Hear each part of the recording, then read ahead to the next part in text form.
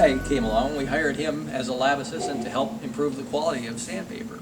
And so his job brought him to the auto body shop quite a bit. And one day he noticed the guys in the paint department very frustrated trying to paint cars. Because in the 20s you could get any color car you wanted as long as it was black. Yes. And the rage was a two-tone painted car. But there was no such thing as tape yet. Can you imagine a world without tape?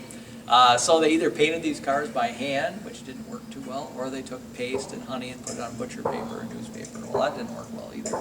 So Dick notices that, and he thought, you know, the way we make sandpaper is you unwind a backing, put adhesive on it, throw some rocks on it, and wind it up. He thought, if I take the rocks off of this process, I think I can solve this. So Dick sets out totally on his own. No manager said, here's a project for you. It took him 3 years of a lot of trial and error, and he finally invented masking tape. Now, during that 3-year period, his boss was a guy named William McKnight. I don't know if you've heard of him. He led 3M for nearly 50 years, so think of a tenure that long. Also, down the halls of Fortune magazine article where he was voted one of the 10 greatest CEOs of all time by Fortune. Well, in his early days, he was Dick's boss. He told Dick to quit working on this crazy masking tape idea because your job is to improve sandpaper. And as a good technical employee, Dick ignored McKnight, and he kept rolling on. When you invent something, you're not going to take no for an answer that easily. So not only does he invent masking tape, but a few years later, he changes the adhesive and changes the backing and invents Scotch Invisible tape. Well, that happened in 1930, which was right during the Great Depression. 3M was one of the only companies that didn't lay off one person during the Depression. We actually grew, and it was because of these tapes. Nobody threw anything away. They fixed everything with Scotch tapes. So it helped us grow through that period, but more importantly, it was the catalyst for us becoming the company we are today. Because two key things happened here. One, it influenced McKnight and his management philosophy.